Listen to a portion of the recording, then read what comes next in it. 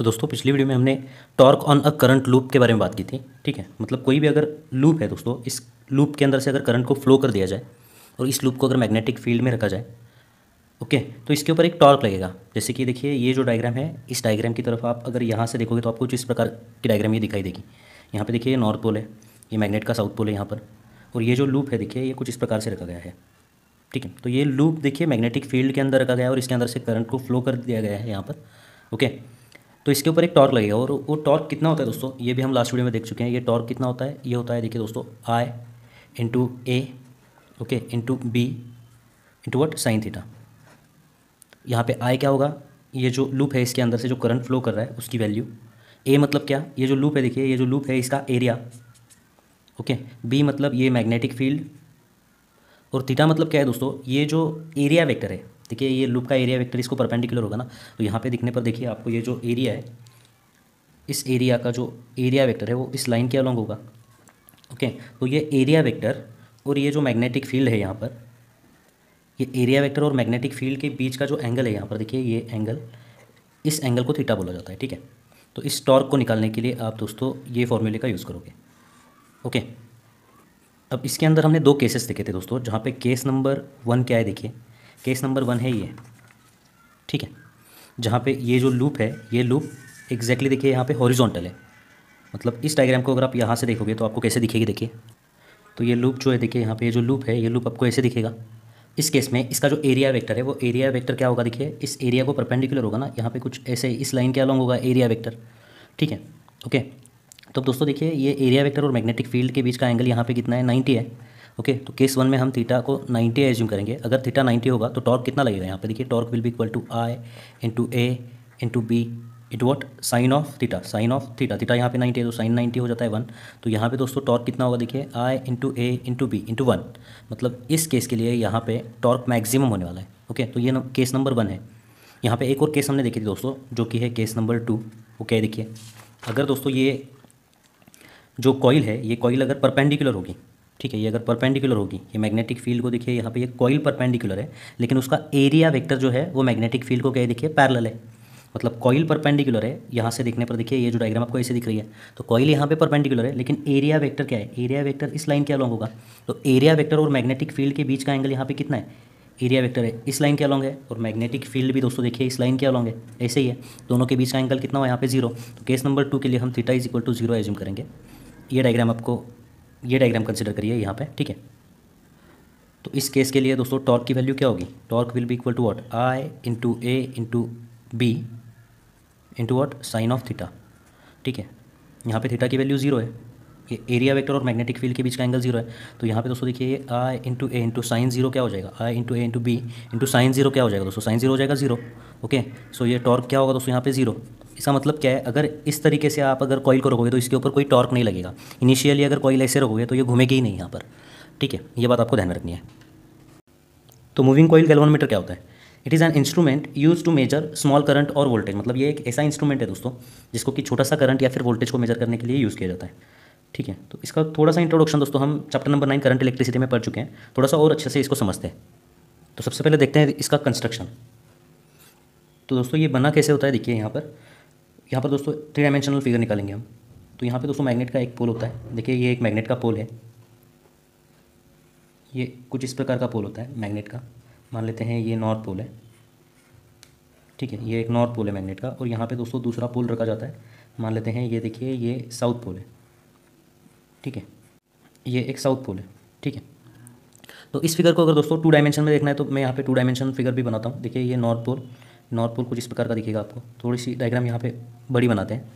ठीक है, ये एक नॉर्थ पोल आपको दिखेगा कुछ इस प्रकार से, और यहाँ पे दोस्तों देखिए ये साउथ पोल आपको कुछ इस प्रकार से दिखेगा यहाँ पर। ठीक है, ये नॉर्थ पोल और यहाँ पे दोस्तों ये साउथ पोल। अब दोस्तों ये 2 पोल के बीच में यहाँ पे एक आयरन की कोर रखी जाती है। देखिए एक सिलेंड्रिकल आयरन की यहाँ पे एक कोर रखी जाती है। ठीक है, तो ये सिलेंड्रिकल कोर यहाँ पे कैसे दिखेगी, देखिए आपको कुछ इस प्रकार की दिखेगी ये सिलेंड्रिकल कोर। तो ये सिलेंड्रिकल कोर यहाँ पे क्यों रखी गई है दोस्तों, ताकि यहाँ की जो मैग्नेटिक फील्ड है, यहाँ पे देखिए नॉर्थ पोल है ये साउथ पोल है, तो इसके बीच में कुछ मैग्नेटिक फील्ड होगी। तो जैसे आप यहाँ पे आयरन कोर को रखते हो, यहाँ पे ये मैग्नेटिक फील्ड थोड़ी मॉडिफाई हो जाती है। ठीक है, ये कैसी मॉडिफाई होती है देखिए दोस्तों, ये कुछ इस प्रकार से मॉडिफाई हो जाती है। देखिए ये कुछ इस प्रकार से मॉडिफाई हो जाती है। ठीक है, पहले ये ऐसी थी, अब ये आयरन की कोर रखने की वजह से ये ऐसी हो जाती है। ठीक है, इसका यूज़ क्या है इसके बारे में बाद में बात करेंगे। ओके, तो ये जो मैग्नेटिक फील्ड है देखिए, ये कुछ इस प्रकार से ऐसे मैग्नेटिक फील्ड जो है ये ऐसे मॉडिफाई हो गई है। ओके, तो ये जो मैग्नेटिक फील्ड है दोस्तों, ये आपको रेडियल मैग्नेटिक फील्ड की तरह दिखेगी। रेडियल मैग्नेटिक फील्ड मतलब क्या, कि एक पॉइंट है, यहाँ से देखिए ये, यहाँ से ये लाइन ऐसे जा रही है और यहाँ से ये लाइन ऐसे बाहर आ रही है इस पॉइंट में से। यहाँ पे देखिए ये एरो यहाँ से ऐसे होगा, ये देखिए ये एरो यहाँ से ऐसे होगा, इसको रेडियल मैग्नेटिक फील्ड बोलते हैं। तो काफ़ी हद तक दोस्तों ये जो मैग्नेटिक फील्ड है यहाँ की, ये कुछ इस प्रकार की दिखेगी। देखिए ये लाइन यहाँ से जा रही है अंदर सेंटर की तरफ, यहाँ से एक दूसरी लाइन यहाँ से बाहर आ रही है। तो ये जो मैग्नेटिक फील्ड है काफ़ी हद तक दोस्तों आपको यहाँ पे रेडियल मैग्नेटिक फील्ड की तरह दिखेगी। ये रेडियल मैग्नेटिक फील्ड का यूज़ क्या है इसके बारे में बाद में बात करते हैं, ठीक है दोस्तों। ये जो आयरन की कोर है इसके ऊपर एक कॉइल को रखा जाता है, ऐसे एक कॉइल जो होती है उसको यहाँ पे देखिए ऐसे माउंट किया जाता है, जो कि फ्री टू मूव है। ये जो कॉइल है, ये कॉइल इस आयरन कोर के ऊपर फ्री टू मूव रिवॉल्व कर सकती है, ठीक है ओके। और जो करंट आपको मेजर करना है दोस्तों, वो करंट आपको इस कॉइल के अंदर से पास करना होगा, ठीक है। जैसे कि आपने एक एंड कनेक्ट किया तो यहाँ से करंट फ्लो हुआ देखिए, और दूसरा करंट आपने यहाँ पे कनेक्ट किया तो ये करंट कुछ इस प्रकार से फ्लो हो जाएगा इस कॉइल के अंदर से, ठीक है। तो जो करंट आपको मेजर करना है वो करंट आपको यहाँ से पास करना होगा। तो ये जो कॉइल है 2 डायमेंशन में हम ऐसे दिखाएंगे, देखिए दोस्तों यहाँ पे देखिए ये जो कॉइल है, एज्यूम करते हैं ये वो कॉइल है, ठीक है। और दोस्तों ये जो कॉइल है, इस कॉइल को एक यहाँ पे देखिए पॉइंटर अटैच किया हुआ होता है, ये एक पॉइंटर है। और यहाँ पे दोस्तों ये मेजरिंग स्केल होती है, ठीक है, ताकि आप करंट या फिर वोल्टेज को यहाँ पे मेजर कर सको। तो यहाँ पे ये पॉइंटर ऐसे दिखेगा, मान लेते हैं ये पॉइंटर है, ओके। और ये यहाँ पे देखिए दोस्तों एक मेजरिंग स्केल है यहाँ पर, ठीक है, ये एक मेजरिंग स्केल है।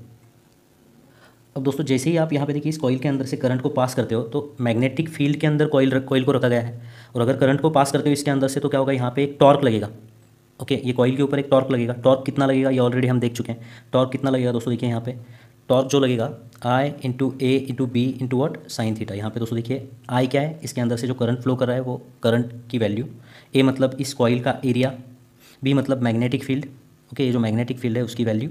और थीटा क्या होता है दोस्तों, थीटा यहाँ पे क्या होता है दोस्तों, थीटा जो होता है angle between magnetic field and area vector.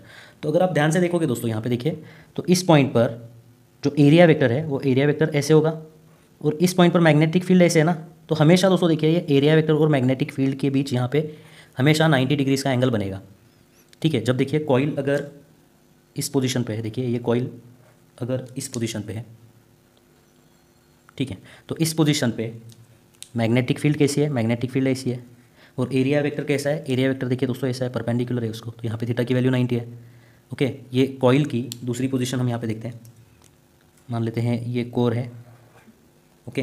तो कॉइल इस पोजीशन में है अगर, तो इस पोजीशन में एरिया वेक्टर क्या होगा, इसके अलॉन्ग होगा। और इस पोजीशन में देखिए दोस्तों, इस पोजीशन में मैग्नेटिक फील्ड जो है, मैग्नेटिक फील्ड की ये डायरेक्शन है ना, इस पोजीशन के लिए मैग्नेटिक फील्ड ऐसे है, ठीक है।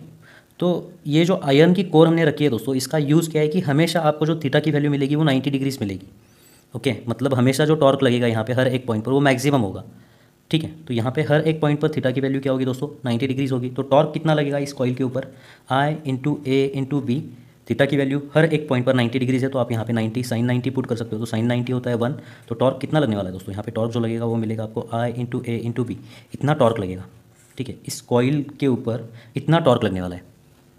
तो ये आयरन की कोर हमने इसलिए रखी है दोस्तों, ताकि यहाँ पे जो मैग्नेटिक फील्ड है वो रेडियल हो जाए, और थीटा की वैल्यू हमेशा 90 डिग्रीज हो, हर एक पॉइंट पर जो है थीटा की वैल्यू जो है वो 90 डिग्रीज हो, ताकि ये टॉर्क जो है वो मैक्सिमम हो। अब आपने क्या किया दोस्तों, अब आपने करंट को पास किया है, तो ये क्या होगा, ये कॉइल जो है डिफ्लेक्ट होगी, कॉइल डिफ्लेक्ट होगी तो ये पॉइंटर भी मूव होगा, ठीक है। तो ये करंट पास करने की वजह से पॉइंटर इधर मूव हो गया है, एज्यूम करते हैं हम, ठीक है ओके। अब जैसे ही आप करंट को बंद करते हो तो ये वापस अपनी जगह पर आना चाहिए ना, ओके। तो यहाँ पे दूसरा एक मैकेनिज्म होता है ताकि ये पॉइंटर को वापस अपनी जगह पर ला सके। तो यहाँ पे दोस्तों एक स्प्रिंग होती है, देखिए मैं यहाँ पे आपको ग्रीन कलर से दिखाता हूँ। यहाँ पे एक स्प्रिंग होती है, ऐसी स्पाइरल स्प्रिंग होती है, ओके। तो ये स्प्रिंग का काम क्या है दोस्तों, जब ये कॉइल मूव होगी ना तो ये स्प्रिंग भी जो है वो ट्विस्ट होगी, ठीक है। ये ट्विस्ट होगी मतलब इसके अंदर इंटरनल रेजिस्टिंग टॉर्क सेटअप होगा, ओके। तो जब ये पॉइंटर मूव करेगा और जब करंट रुक जाएगा तब उस इंटरनल टॉर्क के, इंटरनल रेजिस्टिंग टॉर्क की वजह से वापस जो है ये पॉइंटर अपनी जगह पर आ जाएगा, ठीक है ओके। तो ये स्प्रिंग यहाँ पे देखिए, ये जो आयरन कोर है और यहाँ पे ये जो कॉइल है इसके बीच में लगाई जाती है। तो दोस्तों कोई भी स्प्रिंग हो, ये स्प्रिंग हो, मान लेते हैं ये एक स्प्रिंग है, ठीक है। तो अगर इस स्प्रिंग को आप अगर ट्विस्ट कर रहे हो, मान लेते हैं आपने इस स्प्रिंग को ट्विस्ट किया, इतने एंगल से ट्विस्ट किया, मान लेते हैं ये एंगल से आपने इसको ट्विस्ट किया, तो जैसे ही आप इसको ट्विस्ट करते हो ना, इसके अंदर एक इंटरनल रेजिस्टिंग टॉर्क सेटअप हो जाता है, इंटरनल रेजिस्टिंग टॉर्क सेटअप हो जाता है, ठीक है। और वो इंटरनल रेजिस्टिंग टॉर्क कितना होता है, जितना आपने टॉर्क अप्लाई किया उतना टॉर्क यहाँ पे सेटअप होगा, ओके। तो ये जो इंटरनल रेजिस्टिंग टॉर्क होता है कोई भी स्प्रिंग का, उसकी वैल्यू होती है K इंटू फाइव, जहाँ पे K क्या होता है दोस्तों, K होता है इसका टॉर्शनल कांस्टेंट, K होता है देखिए दोस्तों यहाँ पे टॉर्शनल कांस्टेंट, और फाइव होता है ये एंगल ऑफ डिफ्लेक्शन, फाइव होता है यहाँ पे एंगल ऑफ डिफ्लेक्शन, ठीक है। तो दोस्तों यहाँ पे अप्लाइड टॉर्क कितना है, इतना टॉर्क अप्लाई हो रहा है उस कॉइल के ऊपर, इसके वजह से स्प्रिंग के अंदर इतना इंटरनल रेजिस्टिंग टॉर्क सेटअप होगा ना, ठीक है। तो यहाँ पे दोस्तों इंटरनल रेजिस्टिंग टॉर्क कितना होगा, देखिए इस स्प्रिंग के अंदर इंटरनल रेजिस्टिंग टॉर्क कितना सेटअप होगा, K into what, five, okay. वो किसके बराबर होगा, सेम इसके बराबर होगा, ठीक है। तो हम दोनों इक्वेशंस को यहाँ पे इक्वेट करते हैं, ओके। तो इक्वेट करने पर हमें क्या मिलेगा, देखिए दोस्तों K five is equal to I A B, ठीक है। यहाँ पे देखिए दोस्तों K five is equal to I into A into B मिल जाएगा, ठीक है। तो यहाँ से दोस्तों डिफ्लेक्शन, जो डिफ्लेक्शन है इसका डिफ्लेक्शन, ये डिफ्लेक्शन के लिए क्या इक्वेशन मिलेगा आपको, phi will be equal to what, phi will be equal to I into A into B divided by K, ठीक है। ये डिफ्लेक्शन का इक्वेशन है यहाँ पर। अब इस इक्वेशन में दोस्तों ए क्या है, ए एरिया है तो एरिया कांस्टेंट रहने वाला है, बी मैग्नेटिक फील्ड है तो मैग्नेटिक फील्ड भी दोस्तों कांस्टेंट है, के टॉर्शनल कांस्टेंट तो इसकी वैल्यू कांस्टेंट होती है। तो दोस्तों ये जो इक्वेशन है ये कैसे लिखोगे, देखिए दोस्तों आप phi is equal to A B के कांस्टेंट है, तो phi is equal to constant into क्या होगा यहाँ पे आई, ठीक है। तो ये दोस्तों आप इसको प्रोपोर्शनलिटी साइन से रिप्लेस कर सकते हो, so phi is equal to constant की जगह आप यहाँ पे प्रोपोर्शनल रख सकते हो ना, so phi is directly proportional to what, I. मतलब क्या है, यहाँ पे जो डिफ्लेक्शन होने वाला है वो डिफ्लेक्शन डायरेक्टली प्रोपोर्शनल टू क्या होगा, करंट, ठीक है। तो इन दोनों के बीच का अगर आपको रिलेशन पता है तो आप ये जो करंट है इस करंट को डिफ्लेक्शन के साथ मेजर कर सकते हो, ठीक है। और वही हमने यहाँ पे किया हुआ है, ओके। तो जितना ज़्यादा करंट इसके अंदर से पास होगा उतना ही ज़्यादा डिफ्लेक्शन होगा, जितना कम करंट इसके अंदर से पास होगा उतना कम डिफ्लेक्शन होगा, और वो डिफ्लेक्शन को हम करंट को मेजर करने के लिए यूज़ कर सकते हैं, ठीक है। अब देखते हैं दोस्तों अगला कंसेप्ट जिसका नाम है मैग्नेटिक डाइपोल मोमेंट। तो आपके टेक्स्ट बुक में दोस्तों ये जो मैग्नेटिक डाइपोल मोमेंट है इसको म्यू लेटर से दिखाया गया है, ओके। तो ये मैग्नेटिक डाइपोल मोमेंट समझने के लिए दोस्तों कुछ कंसेप्ट्स यहाँ पे समझने जरूरी है, वो देखिए क्या है। तो सपोज दोस्तों ये एक मैग्नेट है, तो मैग्नेट के जो दो एंड्स होते हैं ये दो पोल की तरह बिहेव करते हैं, ये ऑलरेडी हम देख चुके हैं, ठीक है। तो अगर ये नॉर्थ पोल है, ये साउथ पोल है मैग्नेट का, तो इस मैग्नेट की दोस्तों मैग्नेटिक फील्ड जो होती है वो कुछ इस प्रकार की होती है, ठीक है। यहाँ पे अंदर देखिए मैग्नेटिक फील्ड की जो डायरेक्शन है वो साउथ पोल से नॉर्थ पोल होती है, और बाहर की तरफ ये कुछ इस प्रकार की होती है, नॉर्थ पोल से साउथ पोल की तरफ, ठीक है। ये ऑलरेडी हम देख चुके हैं। अब दोस्तों ये जो मैग्नेट होता है ये मैग्नेटिक मटेरियल्स को अपनी तरफ अट्रैक्ट करता है, मतलब ये जो पोल्स होते हैं ये पोल मैग्नेटिक मटेरियल को अपनी तरफ अट्रैक्ट करते हैं, ठीक है। तो वो किस स्ट्रेंथ से मैग्नेटिक मटेरियल को अपनी तरफ अट्रैक्ट करते हैं, उस स्ट्रेंथ को दोस्तों पोल स्ट्रेंथ बोला जाता है, ठीक है। तो यहाँ पे नेक्स्ट कंसेप्ट हमें पढ़ना है जिसका नाम है पोल स्ट्रेंथ। तो ये जो पोल होती है, पोल की जो स्ट्रेंथ होती है उसको हम पोल स्ट्रेंथ बोलते हैं, एम लेटर से इसको डिनोट किया जाता है। तो पोल स्ट्रेंथ क्या है दोस्तों, strength of a pole to attract magnetic material, iron containing material जो होता है उसको मैग्नेटिक मटेरियल बोलते हैं, ठीक है, ओके। तो उसको अट्रैक्ट करने की जो स्ट्रेंथ है इस पोल की उसको हम पोल स्ट्रेंथ बोलते हैं, और एम लेटर से ये डिनोट किया जाता है, ओके। और एक बात ध्यान में रखनी दोस्तों, ये जो मैग्नेट है ये साउथ पोल की पोल स्ट्रेंथ और नॉर्थ पोल की जो पोल स्ट्रेंथ है वो सेम होती है यहाँ पर, ठीक है। अब देखते हैं दोस्तों आपका ये जो कंसेप्ट है मैग्नेटिक डाइपोल मोमेंट, ये मैग्नेटिक डाइपोल मोमेंट क्या होता है। तो ये मैग्नेटिक डाइपोल मोमेंट समझने से पहले दोस्तों जो हमने इलेक्ट्रोस्टैटिक्स में इलेक्ट्रिक डाइपोल मोमेंट पढ़ा था उसको थोड़ा सा यहाँ पे रिवाइज करते हैं, और इसके साथ साथ इसको समझते हैं ताकि आपको समझने में आसानी हो, ठीक है। दोस्तों ये जो इलेक्ट्रिक डाइपोल होता है ये क्या होता है, अगर दो इक्वल एंड अपोजिट चार्जेस अगर आप पास पास रख देते हो, कुछ डिस्टेंस पे रख देते हो, मान लेते हैं ये माइनस क्यू चार्ज है और ये प्लस क्यू चार्ज है, तो इक्वल चार्जेस और अपोजिट नेचर के चार्जेस जो हैं अगर आप कुछ डिस्टेंस पे रखते हो तो आपको यहाँ पे जो मिलता है उसको डाइपोल बोलते हैं, इसको डाइपोल बोलते हैं। मान लेते हैं इन दोनों के बीच का जो डिस्टेंस है वो 2L है, ठीक है, ओके। तो इसका जो इलेक्ट्रिक डाइपोल मोमेंट है उसको कैसे डिफाइन किया गया है, वो इलेक्ट्रिक डाइपोल मोमेंट डिफाइन किया गया है, it is the product of this charge into this length, okay. ये इसको बोलते हैं दोस्तों इलेक्ट्रिक डाइपोल मोमेंट, ओके। और ये इलेक्ट्रिक डाइपोल मोमेंट एक वेक्टर क्वांटिटी होती है जिसकी डायरेक्शन नेगेटिव चार्ज से लेकर पॉजिटिव चार्ज की तरफ होगी, ये होगी इसकी डायरेक्शन, ठीक है। तो ये जो इलेक्ट्रिक डाइपोल मोमेंट है इसकी डायरेक्शन नेगेटिव से पॉजिटिव होगी और उसकी मैग्नीट्यूड इतनी होगी, ठीक है। तो जैसे दोस्तों इलेक्ट्रिक डाइपोल मोमेंट को यहाँ पे डिफाइन किया गया है वैसे ही दोस्तों मैग्नेटिक डाइपोल मोमेंट को डिफाइन किया गया है, ठीक है। तो मैग्नेटिक डाइपोल मोमेंट हम सबसे पहले यहाँ पे मैग्नेट के लिए देखेंगे, मैग्नेट के लिए मैग्नेटिक डाइपोल मोमेंट क्या होता है। तो सपोज़ ये एक मैग्नेट है जिसका यहाँ पे दोस्तों साउथ पोल और यहाँ पे नॉर्थ पोल है, और इसकी जो पोल स्ट्रेंथ है एज्यूम करते हैं वो m है, और ये जो पोल है दो पोल के बीच का जो डिस्टेंस है वो एज्यूम करते हैं यहाँ पर हम 2L, ठीक है। तो यहाँ पे दोस्तों इलेक्ट्रिक डाइपोल मोमेंट जो है P वो कैसे डिफाइन किया गया था, product of this charge into length between two charges, ऐसे डिफाइन किया गया था। तो यहाँ पे दोस्तों मैग्नेट के लिए जो मैग्नेटिक डाइपोल मोमेंट है उसको कैसे डिफाइन किया गया है, it is the product of pole strength into distance between two poles, ठीक है। तो ये पोल के बीच का जो डिस्टेंस है into what, this pole strength, इसको दोस्तों बोलते हैं मैग्नेटिक डाइपोल मोमेंट मैग्नेट के लिए, ठीक है। ओके, तो कॉइल के लिए भी मैग्नेटिक डाइपोल मोमेंट होता है, उसके लिए हम बाद में पढ़ेंगे, पहले मैग्नेट के लिए देखिए। तो मैग्नेट के लिए दोस्तों जो मैग्नेटिक डाइपोल मोमेंट होता है उसकी मैग्नीट्यूड आपको ये फॉर्मूले से मिल जाएगी। ओके, और क्योंकि दोस्तों ये मैग्नेटिक डाइपोल मोमेंट भी एक वेक्टर क्वांटिटी है जैसे इलेक्ट्रिक डाइपोल मोमेंट होता था, तो इसकी जो डायरेक्शन है, ये जो म्यू जो मैग्नेटिक डाइपोल मोमेंट, इसकी जो डायरेक्शन है वो कहाँ से कहाँ होती है, वो हमेशा दोस्तों साउथ पोल से नॉर्थ पोल की तरफ होती है।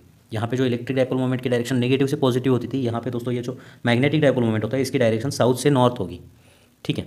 तो ये डायरेक्शन होगी दोस्तों मैग्नेटिक डाइपोल मोमेंट की।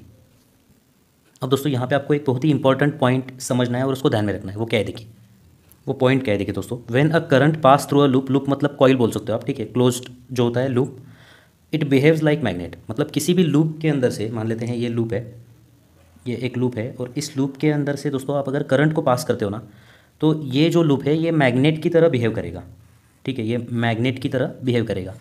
कैसे मैग्नेट बन जाता है हम देखते हैं यहाँ पर। तो मान लेते हैं इस लूप के अंदर से देखिए इस डायरेक्शन में करंट फ्लो हो रहा है, ये ऐसे करंट फ्लो हो रहा है, ठीक है। तो जब यहाँ पे ऐसे करंट फ्लो होगा तो हर एक पॉइंट पर मैग्नेटिक फील्ड बन जाएगी, जैसे कि मैंने आपको बताया। देखिए दोस्तों यहाँ पे एक वायर है, इस वायर के अंदर से अगर इस डायरेक्शन में करंट फ्लो होगा तो इसके आसपास क्या होगी, एक मैग्नेटिक फील्ड तैयार हो जाएगी, ऑलरेडी हम देख चुके हैं।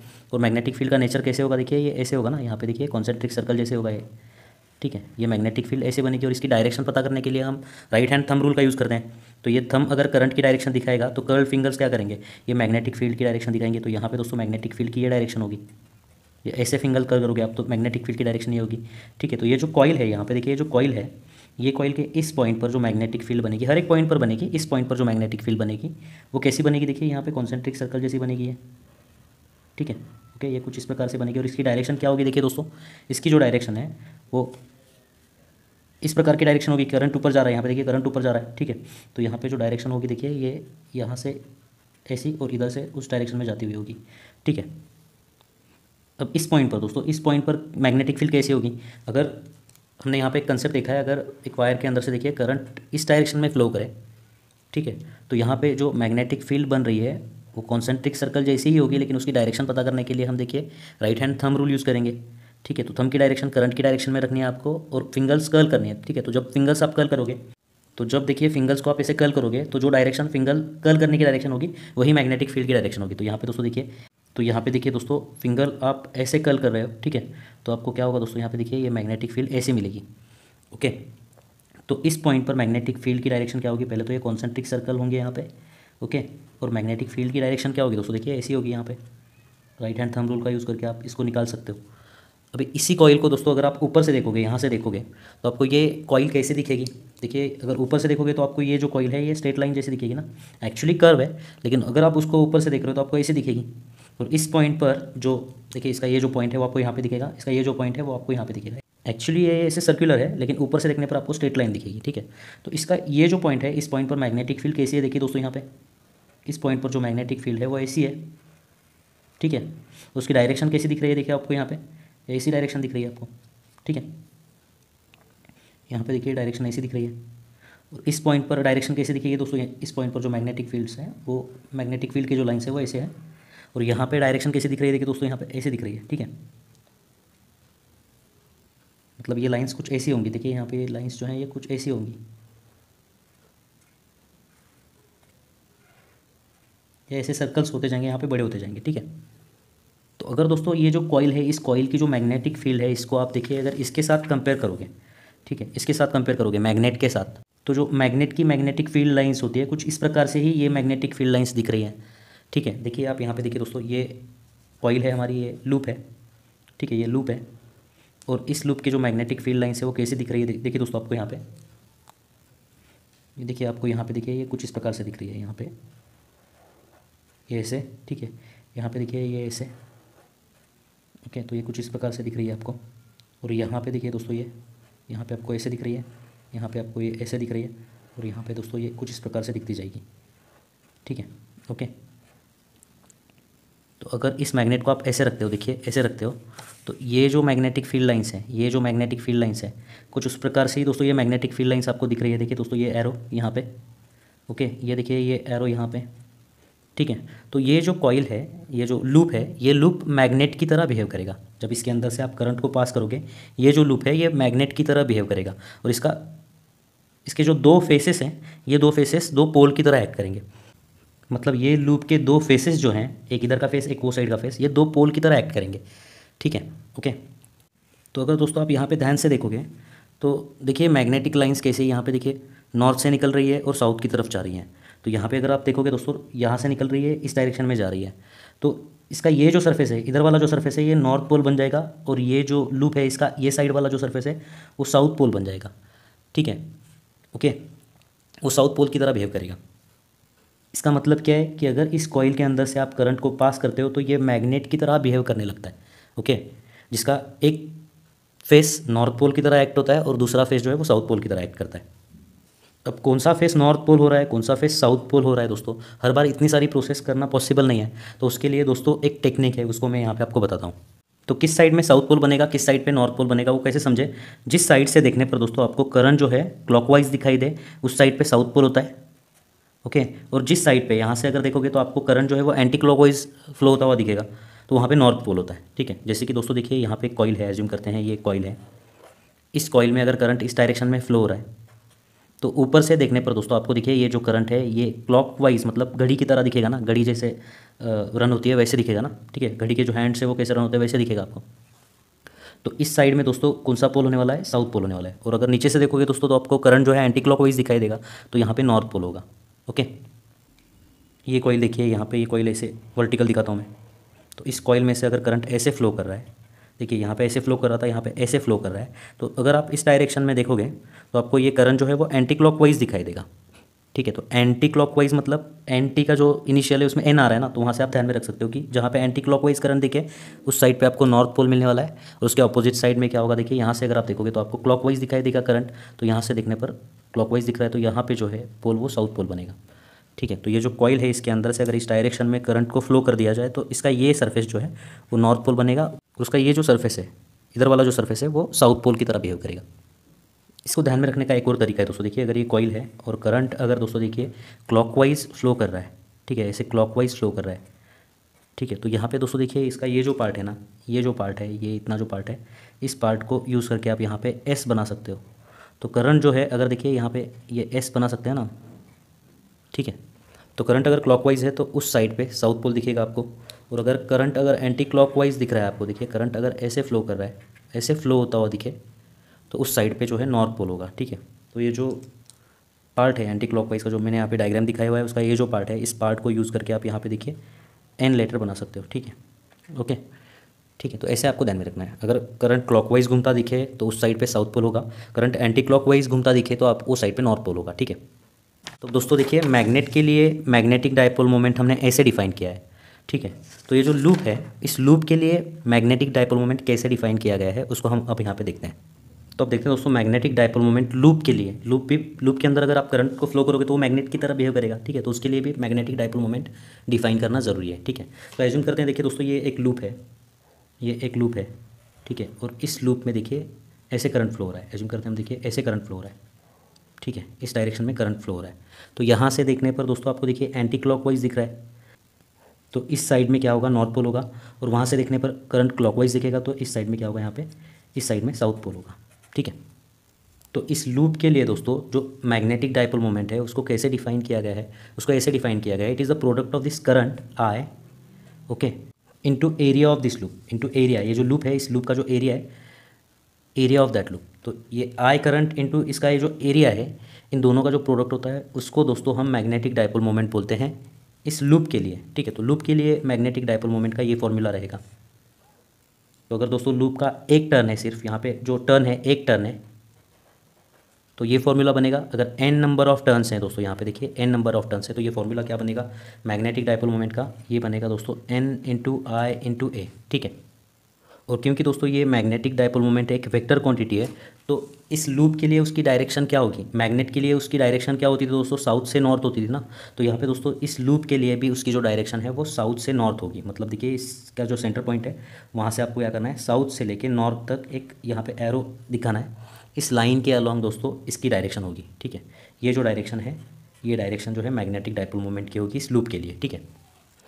तो अब देखिए दोस्तों, सपोज़ यहाँ पे एक लूप है जिसका एरिया है ए और जिसके अंदर से आई करंट फ्लो कर रहा है इस डायरेक्शन में, ठीक है। तो अगर इस डायरेक्शन में करंट फ्लो कर रहा है तो इसके लिए मैग्नेटिक डाइपोल मोमेंट कितना होगा, मैग्नेटिक डाइपोल मोमेंट होगा A into I, A into what I, और आई इंटू ए बोल सकते हो आप, ठीक है। तो मैग्नेटिक डाइपोल मोमेंट की मैग्नीट्यूड आपको यहाँ पे मिल चुके हैं। तो मैग्नेटिक डाइपोल मोमेंट की जो डायरेक्शन है वो कैसे पता करोगे, उसके लिए आपको साउथ पोल किस फेस पर आ रहा है, नॉर्थ पोल किस फेस पर आ रहा है, वो आपको यहाँ पे फाइंड आउट करना होगा। देखिए यहाँ से देखने पर दोस्तों, देखिए करंट आपको क्लॉकवाइज दिख रहा है, तो इस साइड में साउथ पोल होगा और यहाँ पे दोस्तों होगा नॉर्थ पोल, ठीक है। तो सेंटर पॉइंट में से अगर साउथ से नॉर्थ की तरफ आप एरो को दिखाओ तो यही डायरेक्शन होगी दोस्तों मैग्नेटिक डाइपोल मोमेंट की इस लूप के लिए, ठीक है। ये डायरेक्शन और ये मैग्नीट्यूड। अब पिछले वीडियो में मैंने देखा था दोस्तों कि अगर कोई लूप है, ये नॉर्थ पोल है मान लेते हैं, ये साउथ पोल है, और इसके बीच में अगर कोई लूप है, ओके, और इसको अगर मैग्नेटिक फील्ड में हम रखते हैं और इसके अंदर से अगर करंट को हम फ्लो करते हैं तो इसके ऊपर एक टॉर्क लगेगा। उस टॉर्क का इक्वेशन क्या है ये हम देख चुके हैं ऑलरेडी, यहाँ पे देख चुके हैं। देखिए दोस्तों, ये जो कॉइल है, मतलब लूप बोल सकते हो ना, इस लूप के ऊपर जो टॉर्क लगने वाला है वो कितना होगा, आई ए बी साइन थीटा होगा ना, ठीक है। तो ये जो टॉर्क लगने वाला है वो कितना होगा इसके ऊपर, I into A into P into what sine theta, ठीक है। ये एक टर्न के लिए, अगर एन नंबर ऑफ टर्न्स है तो यहाँ पे एन से इसको मल्टीप्लाई करना होगा, ठीक है। So for N number of turns, अगर इस कॉइल के अंदर एन नंबर ऑफ टर्न्स हैं तो टॉर्क क्या होगा दोस्तों, यहाँ पे देखिए N into I into A B sine theta, ठीक है। ओके, तो ये टॉर्क का इक्वेशन ऑलरेडी हमें पता है, लेकिन यहाँ से हमें क्या पता चल चुका है दोस्तों कि एन इंटू आई इंटू ए क्या होता है, ये होता है मैग्नेटिक डाइपोल मोमेंट। तो यहाँ पे दोस्तों एन आई ए की जगह पर आप अगर magnetic dipole moment mu put करो तो आपको टॉर्क के लिए क्या इक्वेशन मिलेगा दोस्तों, आपको mu into B into sine theta, ठीक है। और टॉर्क दोस्तों जैसे कि हमें पता है एक वेक्टर क्वांटिटी है, तो ये इसकी मैग्नीट्यूड मतलब ये इसका स्केलर फॉर्म हुआ, और वेक्टर फॉर्म में आपको कैसे लिखना है दोस्तों, देखिए mu B sine theta, mu B sine theta मतलब म्यू और बी का क्या होगा यहाँ पे क्रॉस प्रोडक्ट होगा, ठीक है। आपको पता है म्यू बी साइन थीटा मतलब क्या होता है, म्यू क्रॉस बी। तो वेक्टर फॉर्म में इस टॉर्क को हम ऐसे लिखेंगे, ओके। अब दोस्तों एक एग्जांपल है आपके टेक्स्ट बुक में इसके ऊपर, उसको हम यहाँ पे सॉल्व करते हैं। तो एग्जांपल नंबर देखिए दोस्तों यहाँ पे 10.4 पेज नंबर 239 के ऊपर, ठीक है। एग्जांपल क्या है देखिए दोस्तों, a circular coil of conducting wire has 500 turns, मतलब यहाँ पे एन की वैल्यू कितनी है दोस्तों, देखिए यहाँ पे 500 टर्न्स, ओके। एंड एरिया यहाँ पे आपको प्रोवाइड किया गया है 1.26 इंटू 10⁻⁻⁴ मीटर स्क्वायर। आगे पढ़िए दोस्तों, is enclosed by the coil, ठीक है। A current 100 micro ampere is pass through the coil, मतलब यहाँ पे देखिए इसके अंदर से करंट कितना फ्लो किया गया है, 100 माइक्रो एम्पियर। तो 100 माइक्रो एम्पियर का मतलब क्या दोस्तों, 100 इंटू 10⁻⁻6 एम्पियर, ठीक है। तो करंट इतना है। Calculate the magnetic moment of the coil, मतलब मैग्नेटिक डाइपोल मोमेंट आपको यहाँ पे फाइंड आउट करना है। तो दोस्तों मैग्नेटिक डाइपोल मोमेंट इस कॉइल के लिए उसका इक्वेशन क्या है, एन नंबर ऑफ टर्न्स है दोस्तों, एन इंटू आई इंटू ए, ये फॉर्मूला है। तो सिंपली दोस्तों यहाँ पे आपको वैल्यूज़ को पुट करना है, ठीक है। तो एन कितना है दोस्तों, देखिए यहाँ पे 500, आई कितना है दोस्तों, यहाँ पे देखिए करंट जो है 100 इंटू 10⁻⁻6, ओके। और एरिया कितना है दोस्तों इसका 1.26 इंटू 10⁻⁻⁴, ओके। तो इसका जो आंसर है वो आप पता करिए, आपके टेक्स्ट बुक में जो आंसर दिया गया है वो कितना है, देखिए दोस्तों यहाँ पे 6.3 इंटू 10⁻⁻6, ठीक है। तो ये आंसर क्रॉस चेक करिए। सिर्फ मैं आपको यहाँ पे इसका यूनिट बताता हूँ, इसका यूनिट क्या होगा। तो ये किस किस का प्रोडक्ट है दोस्तों, ये मैग्नेटिक डाइपोल मोमेंट किसका प्रोडक्ट है, देखिए दोस्तों यहाँ पे एन मतलब नंबर ऑफ टर्म्स, इसका कोई यूनिट नहीं होता। तो ये करंट इंटू एरिया का यूनिट है, ठीक है, एरिया का प्रोडक्ट है, ओके। तो इसका यूनिट क्या होगा, करंट हम दोस्तों एम्पियर में मेजर करते हैं और एरिया दोस्तों हम मीटर स्क्वायर में मेजर करते हैं। तो ये जो मैग्नेटिक डाइपोल मोमेंट है इसका जो यूनिट होगा वो क्या होगा, एरिया इंटू मीटर स्क्वायर, ठीक है, एरिया इंटू मीटर स्क्वायर। ये आपका फाइनल आंसर होगा दोस्तों यहाँ पे, ठीक है। तो यहाँ पे दोस्तों ये वीडियो खत्म होता है, इसका अगला पार्ट जो है हम नेक्स्ट वीडियो में पढ़ेंगे। तो मिलते हैं दोस्तों आपसे अगली वीडियो में, धन्यवाद।